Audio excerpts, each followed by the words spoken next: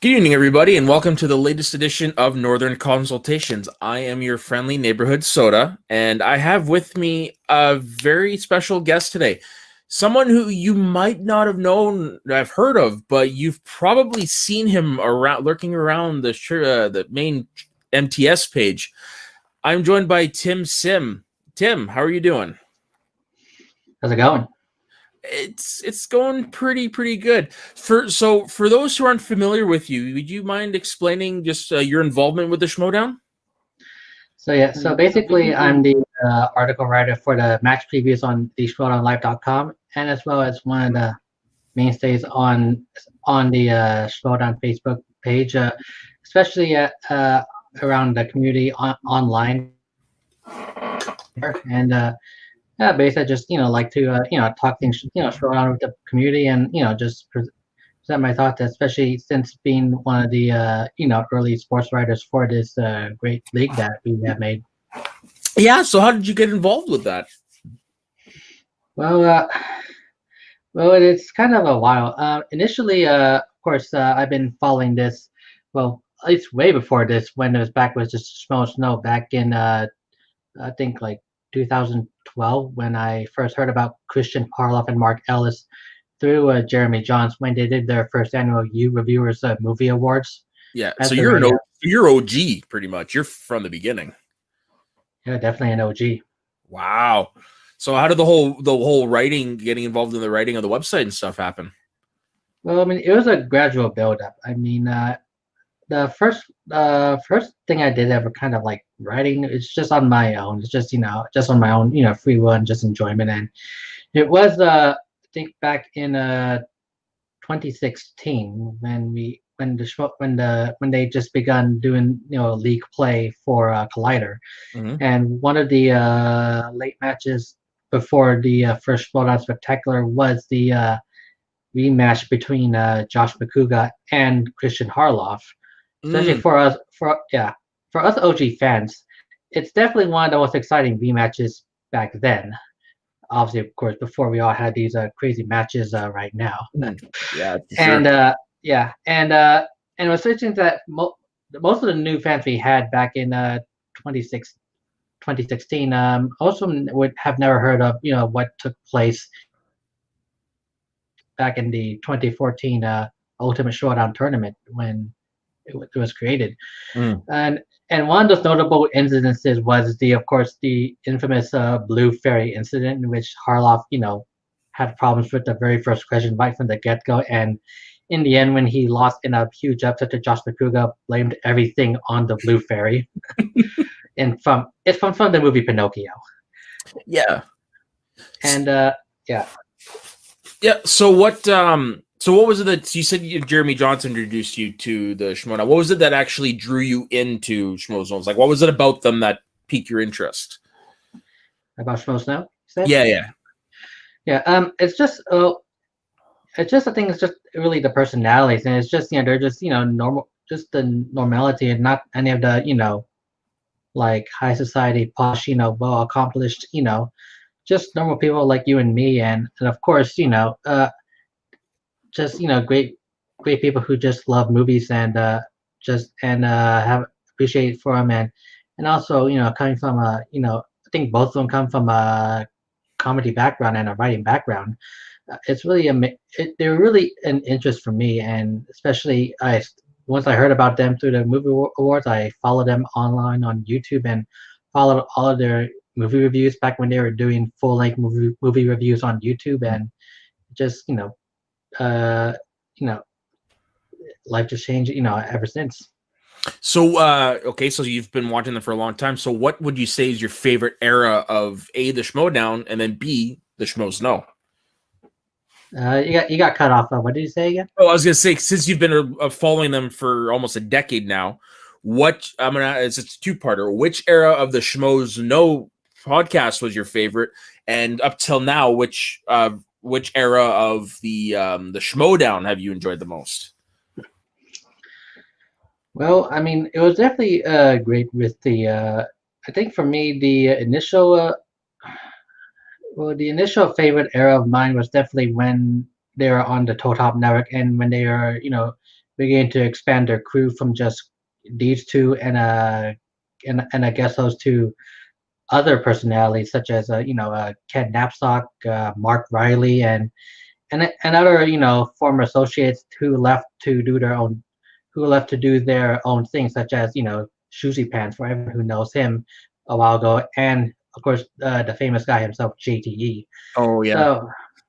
So it was awesome. It was an awesome moment, and of course it all grew to them being on AfterBuzz TV, and then going on to Collider to do their own show before they did Collider Live and SDN Live, and but yeah, that was a really fun era for me. And in terms of what is the favorite era of mine in Showdown, I mean, almost every era has been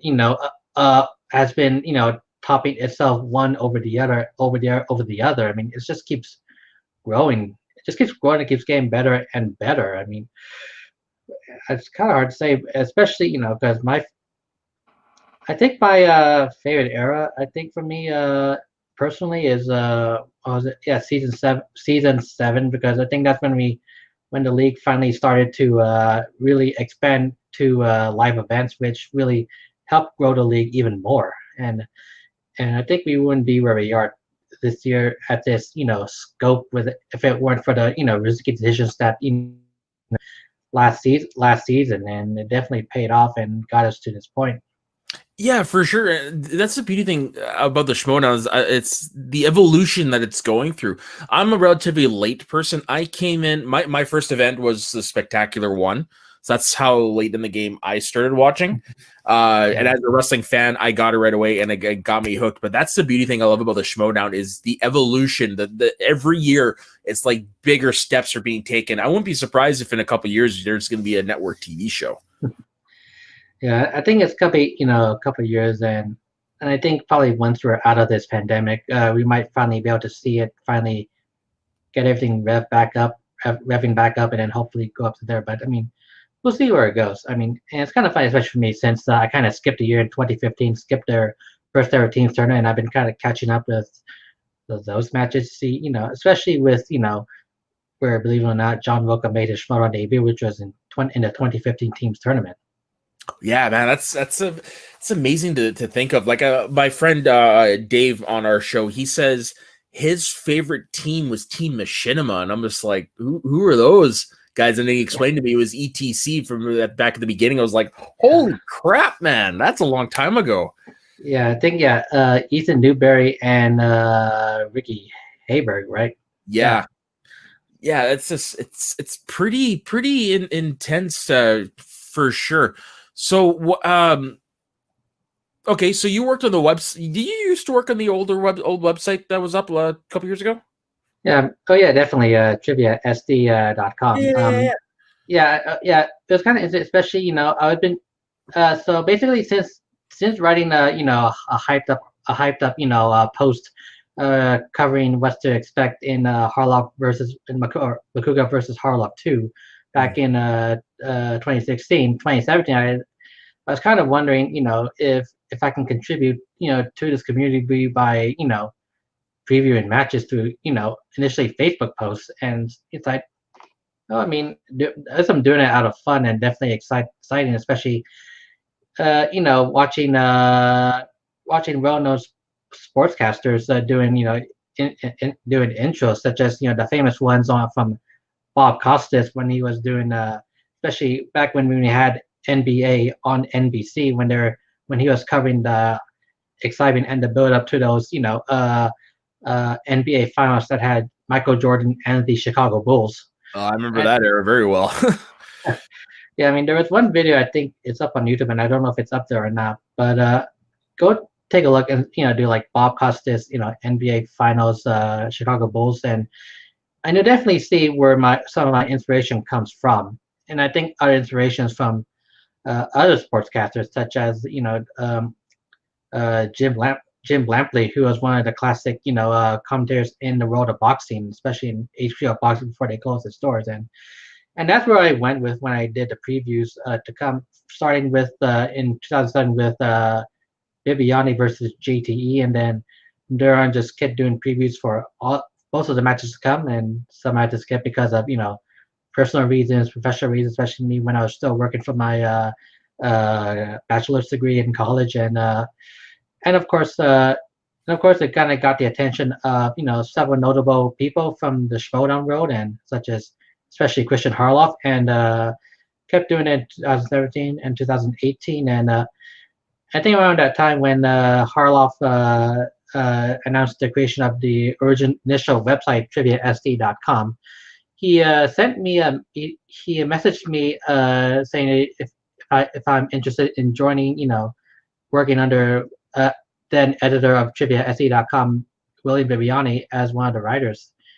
And I said definitely, and I would definitely, be happy to join and be part of this, growing the brand.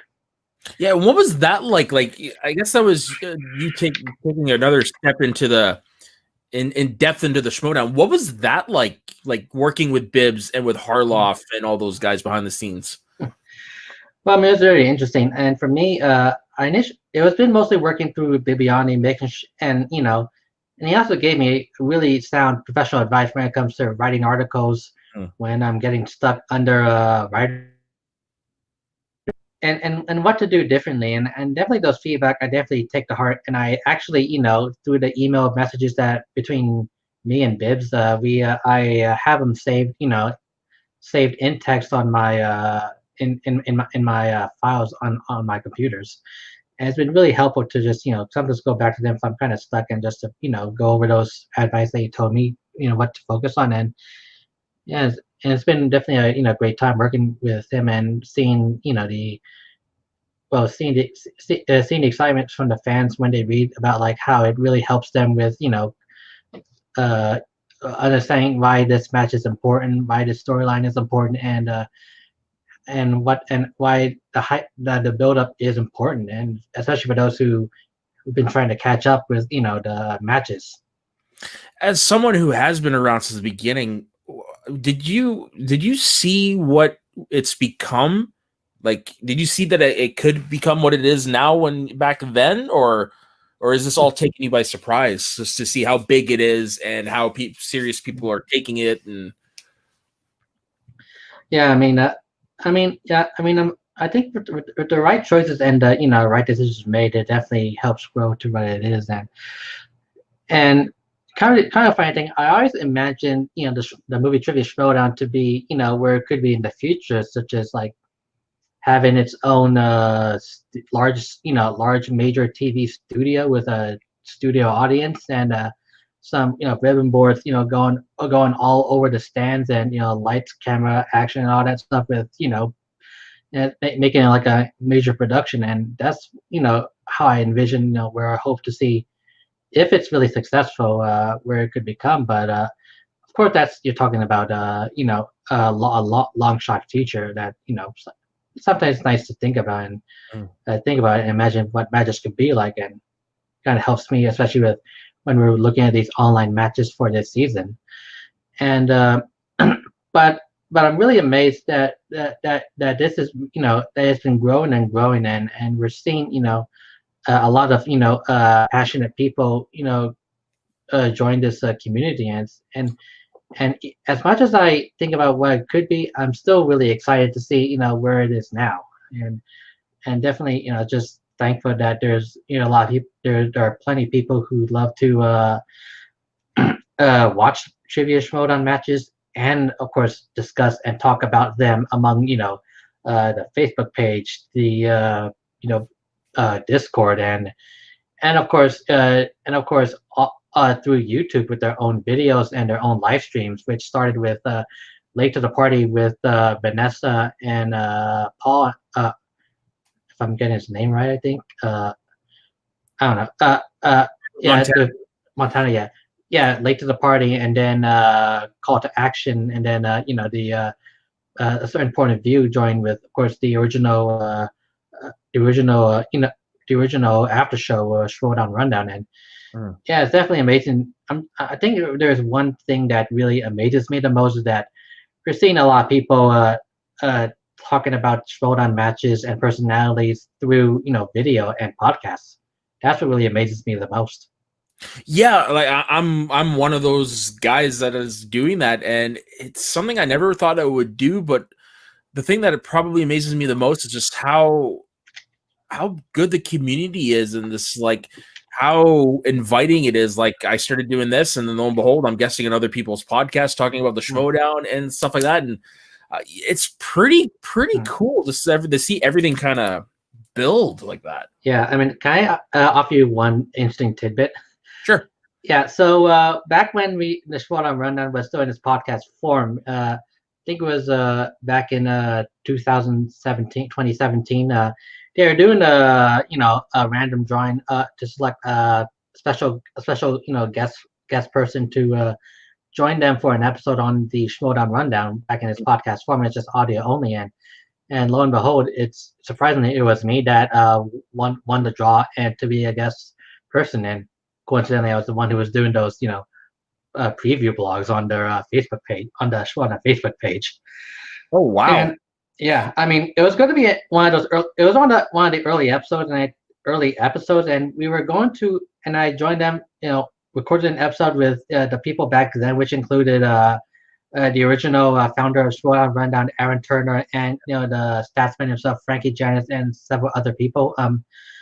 But of course, it wasn't aired because unfortunately the recording that we've done ended up being corrupted. So it was only so there was a full episode in which I took part as a special guest, but for an entire episode, but that didn't come to pass. So instead, we just came back and just filmed and then just recorded me talking about what the match previews to come for like weeks later. So I did start and believe it or not, I was going to be in an full episode of the Showdown Rundown, but ended up being just only a small part of it because of well, a file being corrupted. Either way, it's still pretty cool to be part of the rundown, especially back then, like back when it was just a small little thing. Yeah, really So something. yeah, no kidding. So one of the things I got earlier, like when you were talking about how your writing style and whatever, I'm assuming you're a sports fan. Oh yeah. So what is your sport du jour? Like, what is your favorite sports to follow? Well, I think there's a lot of them, such as especially from basketball to American football, which American football, baseball, obviously with a lot of Houston sports, which of course kind of funny when I mention Houston sports. One thing comes to mind is of course unfortunately the Astros scandal, but I mean. Let's just say for the record, I'm just unhappy with it, but it is what it is, and we just have to move on. So, but yeah, definitely been a Houston sports fan, which of course included multiple years of pain. But of course other individual sports are just like golf, Olympics, and as well as of course in the two combat sports that I follow, which is boxing and MMA through the UFC and Bellator. And that's where especially what interests me in this one is especially how they included elements of the UFC, especially with the the 3 round and the 5 round format. That's what it really drew me into the Showdown, especially for me being a huge fan of sports, including what do you call football is what we call here in America soccer. Yeah, and that's I was actually about to ask you that is when you said you were a big fan of MMA and boxing for sure. And I'm gonna say I'm a Yankees fan, but I'm with you on it. It happened. It's not cool. It happened, but ready to move on. Like, no need to bean anybody over it. Yeah. Yeah, I mean, I'm the opposite of what Brad Gilmore tries to do when he gets asked about that. Oh yeah, for sure, for sure. So I take it you're from the Houston area. Yeah, I mean, actually, I live a couple blocks away from NASA. You're kidding. Yeah. Have you ever attended any NASA events or? Uh, Well, I guess that's not really. Nah. Not much. Well, definitely not much, but I did hear, especially when I was growing up around that place, both my parents are doctors, and it's kind of cool when my dad tells me, that he tell me that several of his patients are NASA astronauts who need to be checked out before they fly over to Cape Canaveral onto space shuttle missions, and I think we have a keepsake of the several keepsakes that we have from the space shuttle missions, and it's kind of cool. Dude, I don't think I could be any more jealous of you. That is pretty cool, pretty cool. Yeah, So, and okay, it's definitely gonna ramp up again now that SpaceX is gonna do its crewed missions in the near future. yeah, no So kidding, no kidding. Okay, so back to sports. So, as a sports fan, what is it that you did? Oh God, what am I trying to say here? What is it about sports in general that you love? Like for me, it's just getting together. Like I'm a hockey fan. For me, it's getting together in the upper bowl with all the other fans and just cheering the team that I love. Like, what is it about sports that draws you? oh well, for me, when it comes to sports, and of course, being there among the community, cheering them on as fans, then it's definitely one of the factors that drew me into sports, obviously. And but another other factors that think that got me into sports is the is what I really love about movies, which is the storylines behind them.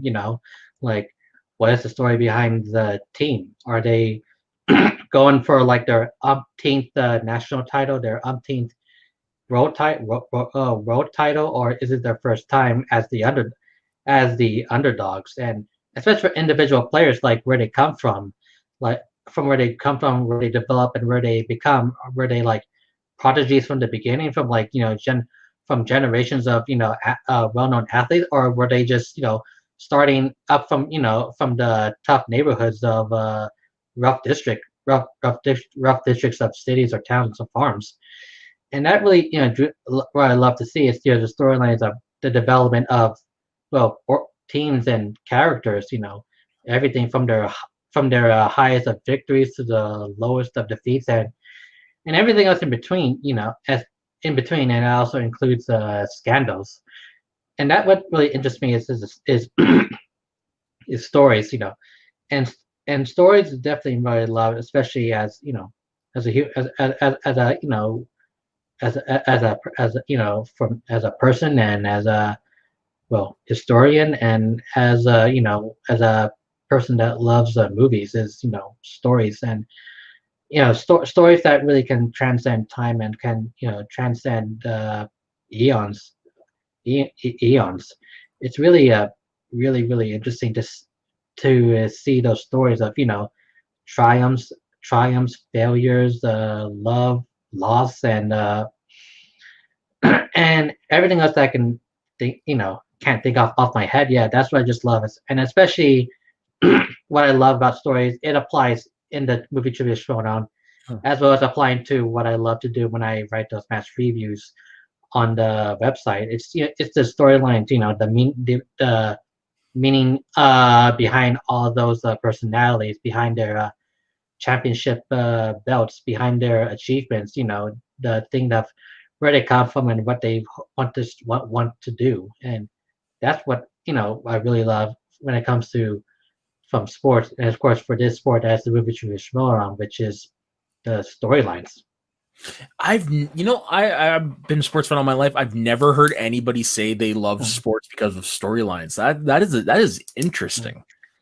Yeah, I mean, it's kind of cool. I mean, almost everything there's a story behind it. I mean, whether it's like fictional through from famous books like Lord of the Rings, Lord of the Rings, to especially from blockbuster films like the Marvel Cinematic Universe, and of course in sports, I just when we always talk about underdogs, Cinderella stories, and prodigies and blue blood teams. I mean, there's always a story that we want to think about and pass down to generations, and especially the ones that are real in from the history of time.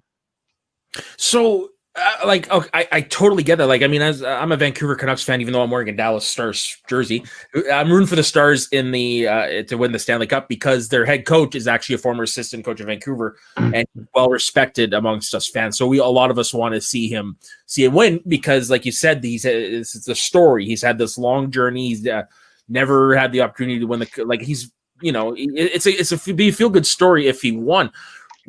Is there any of those storylines, as you were mentioning? Is there any ones that stick out to you that have really gotten to you? Like, are you talking about in the world of sports or around or in the show? Sports. It could be sports, movie trivia, Showdown, whichever. Yeah, that is a good question. I think in the world of sports, there is definitely, time to, seeing the rise of the rise and fall in golf. Obviously, the rise and fall of Tiger Woods, probably one of the most well-known, prolific golfer of our time, and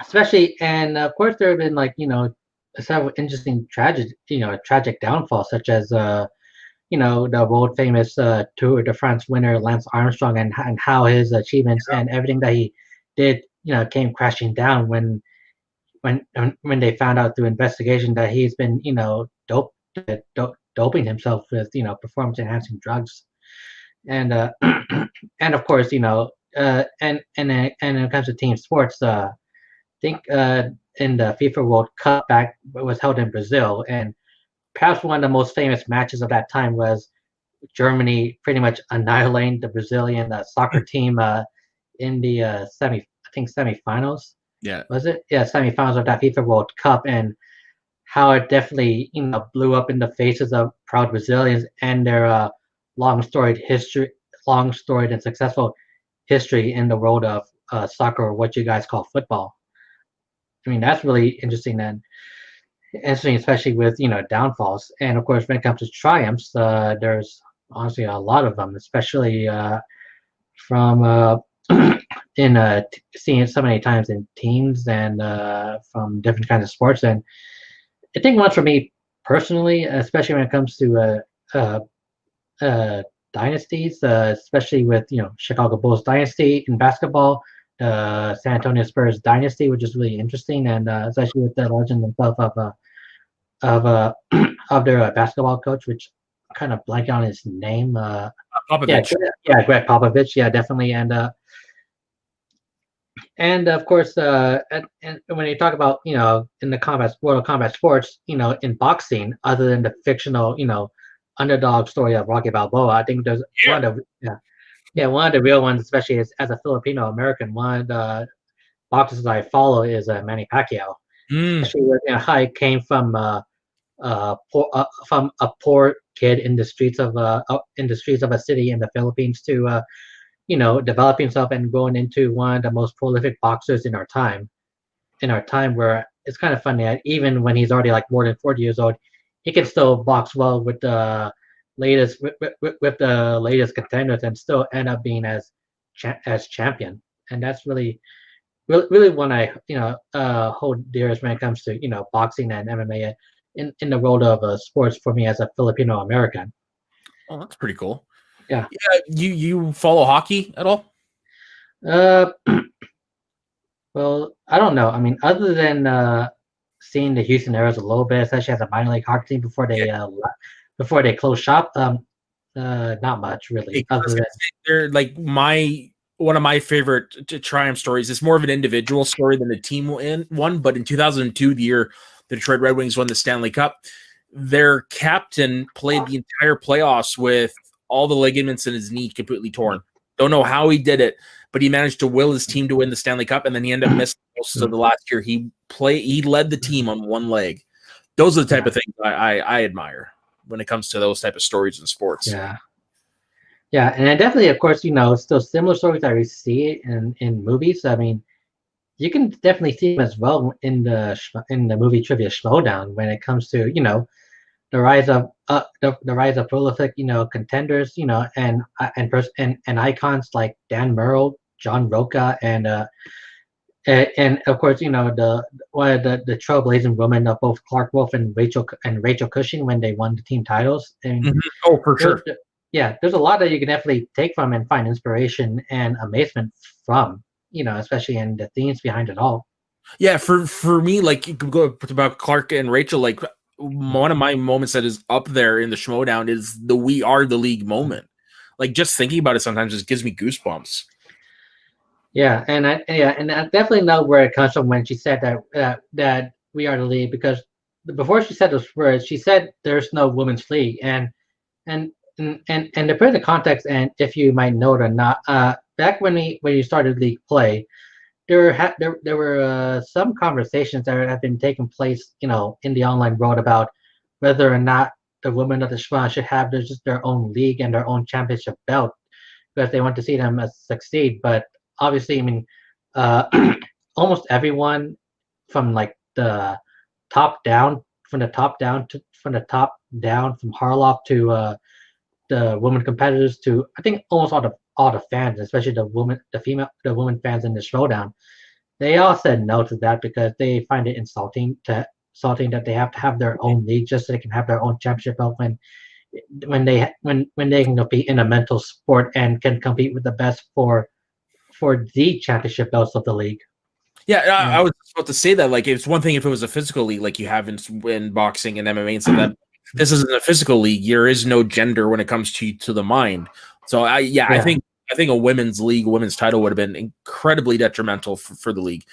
Yeah, and I think that's the same thoughts we have too in the world of esports when it comes to playing professional video games when it's all about the mental and just the only mechanics to do is just the quick hands on the keyboard and mouse or controller. And of course, in the Overwatch League, there is one woman that is playing that is part of a major Overwatch League team in Shanghai, and I think that's a step forward. And we've seen some women also took part in esports, but not for long. And I think that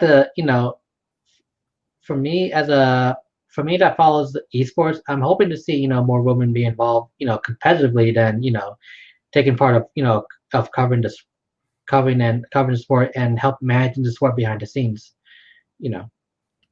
just like how we do in the Showdown. Yeah, and that's another thing. Like, where do you fall on the Shmooze? Do you consider it a sport or do you consider it an esport? Yeah, I mean, I don't know if we have a debate like that. Well, I mean, it's definitely a sport regardless because this is you're competing for for a championship, and especially with the factions that we have, which is now you're including a team-based element.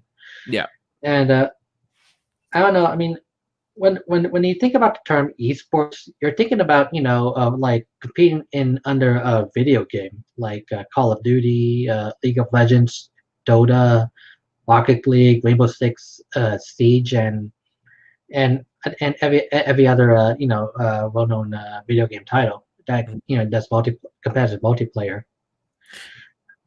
Yeah, the reason I was asking is just because a friend of mine, he says he's made it clear that he doesn't consider it a sport just yet. He says it's more at the esport level, and I don't know. I'm in the boat. It's a sport. That's plain and simple. There's a competition sport, what have you. There's no turning back from that. Yeah. Oh yeah, definitely. I mean, I think it is at this point it is a sport, and hopefully, I think is that it just falls on not only the people behind the scenes, those that are working to make that happen, but it also falls on the fans and the community as a whole to try to enrich and grow the sport as well. Yeah, pretty much. If NASCAR is a sport, Schmodown's a sport. That's the way I look at it. Yeah. So, how many have you ever been to any of the live events? Like where I'm at in Canada, it's not even on the radar for me. I cannot do that. But have you ever been to any of the live events?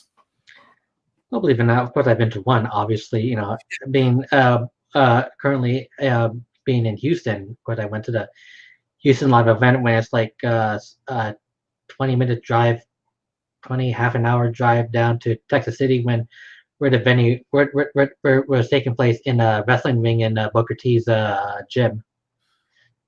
Yeah, I mean that was really an awesome live event, and me and all the people who were coming down to see two big matches in Houston last year. It was really awesome, especially people I've been talking to online, finally meeting face to face.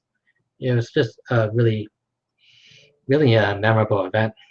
Yeah, no, like there's a few of us up here. We're trying to get the support so we can bring it to Canada, because I honestly think Canada would be a show to rival the Houston one personally. And so when you walked in and you're watching this something that's based on wrestling taking place a wrestling ring, what was that like?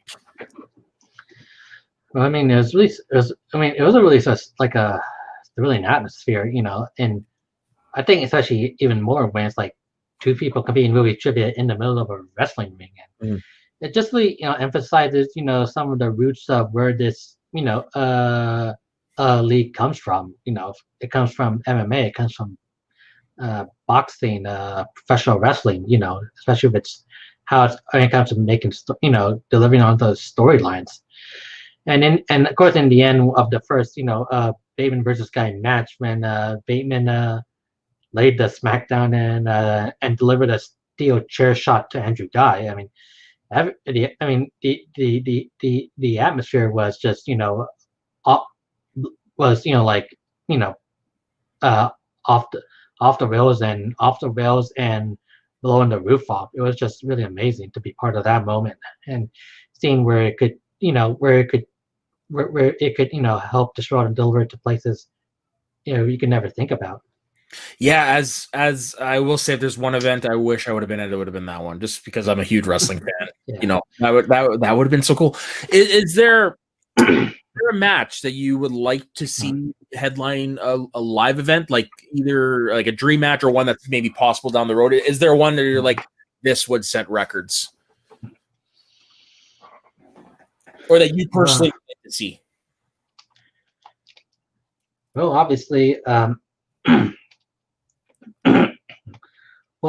any of the dream matches that included Rachel Cushing, against the likes of like Dan Murrow or Kevin Smets or even John Roca, or even John Roca versus Clark Wolf. Those would have been matches that would have set records if they had they been able to take place. But of course, both Clark Wolf and Rachel Cushing have retired from competing, and I think it's safe to say that we should all be grateful that they were able to compete and become champions. So, but in terms of people who I like to see that could really set records for live event attendance.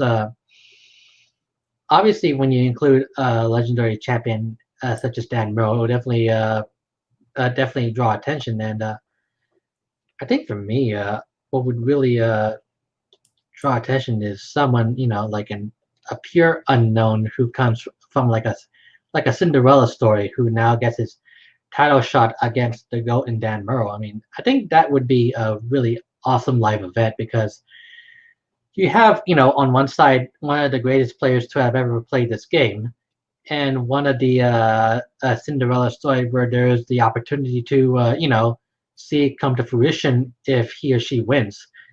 And I think that's what we in the world of sports, and I think storylines, is that's what we'd always love to see in the history of written history, which is the underdog always coming out on top. That's one of the most cherished kinds of stories that we people love to hear about. So I gotta ask, how high up on your movie list is Rocky, based on everything you're saying about how you love underdogs and stuff? Because it's my personal favorite movie, all time favorite film franchise, bar none. Yeah, it definitely goes up there in like I say a top third, top quarter ish. I mean, there's like other movies that really amazing, and but yeah, definitely Rocky's up there for sure. And having seen all the Rocky films and both Creeds 1 and 2, I think that's really one of the well-known best franchises when it comes to sports movies. What are your thoughts on the upcoming director's cut of Rocky 4? Well, I mean, I don't know. I'm kind of impartial about them with moving Polly's robot, but I think, and for me, when I think about director's cut of Rocky 4, I think of how can we frame this story that can frame this story so that way it can definitely help with what was set up in Creed 2, because Creed 2, if you know, was definitely based off what took place in Rocky 4, and and the consequences and what came about.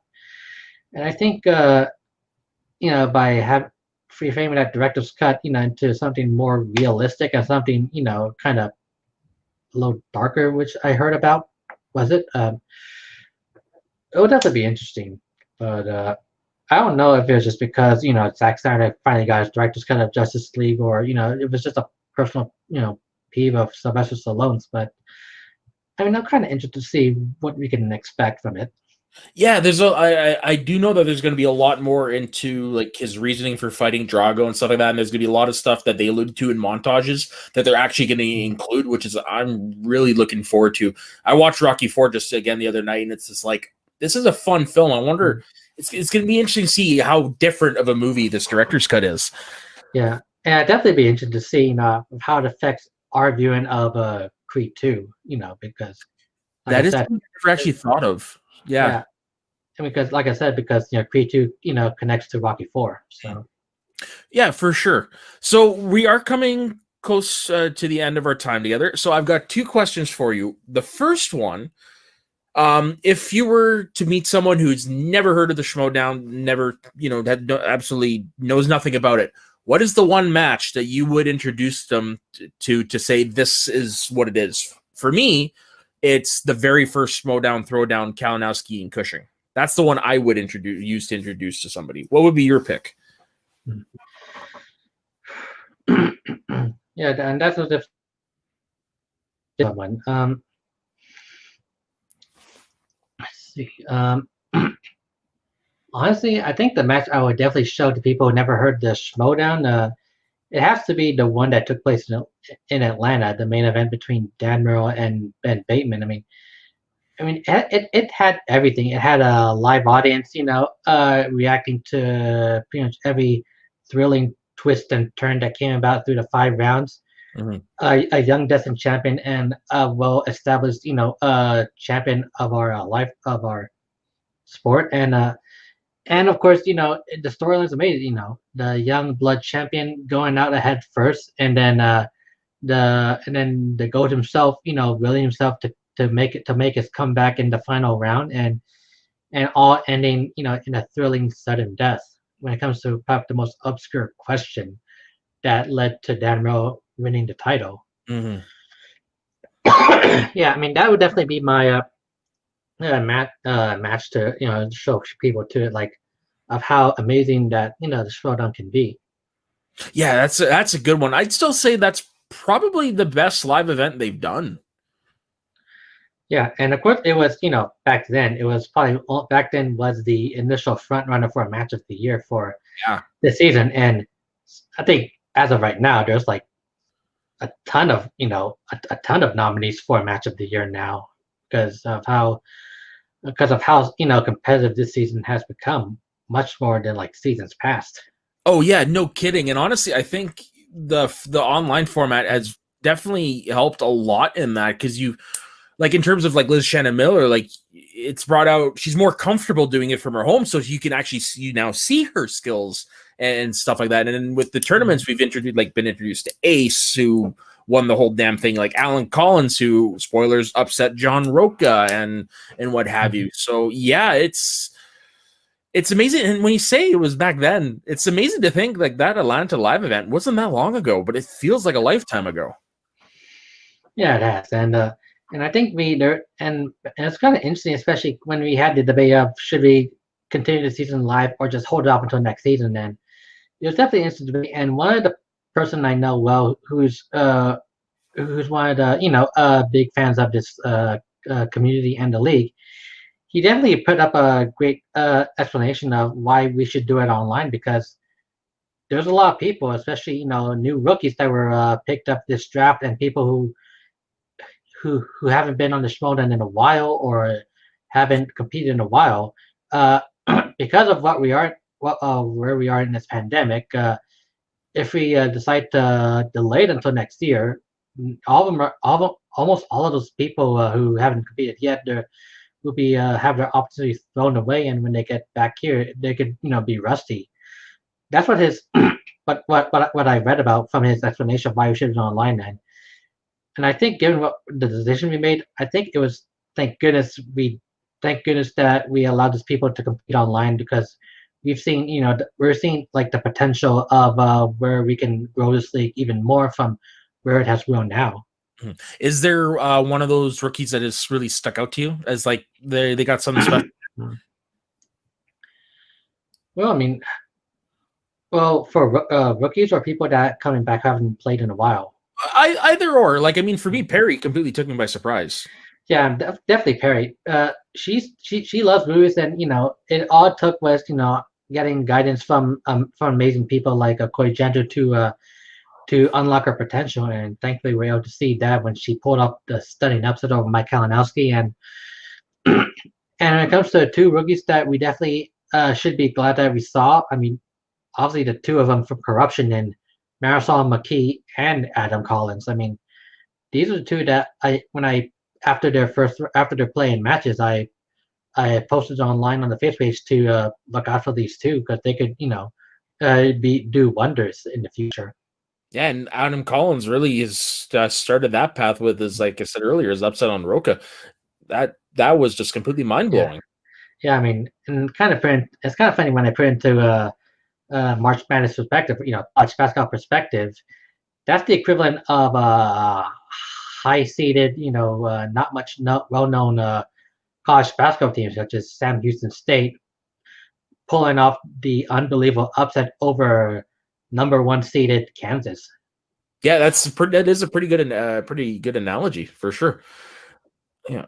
And okay, and this is the question we always end with all our guests. So say in a week's time, something happens. There's going to be no more movies going forward. Movies are going to be completely wiped off the end of the earth. And truthfully, with who's in office, I wouldn't be surprised if that ever happens. What would be the last 3 movies you would watch to celebrate movies in general? Well, first off, let me say my opinion is if movies are no more, then I think that would be a huge cripple to our society. But I'm with you there. Whoever made that question up, it's like I don't know. I don't know. Let's see. I thought about it for a while when you gave me that question. My first one would be The Lion King, not the remake, the original animated version in the '90s, The Lion King, because I think that was one of the first movies I saw as a young kid, obviously as a young child, and it kind of brought me into Disney, and also brought me into the magic of movies. So that'd be my first one. My second one is obviously Star Wars Episode 4: A New Hope. I mean, the blockbuster that kicked off the modern era of movies that we know and love. And it's really a landmark because, especially if we're going to say goodbye to films, and we definitely need to pay tribute to the one that started the modern era of movies and blockbuster movies we know, if it weren't for the brilliant vision of George Lucas. Mm.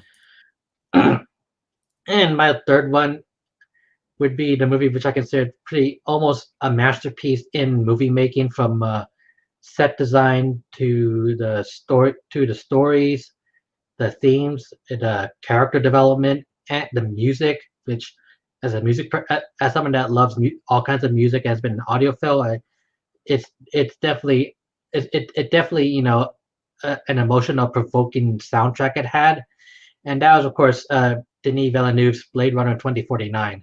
Yes. It's definitely what I consider the best movie of the decade, just ahead of Christopher Nolan's Inception.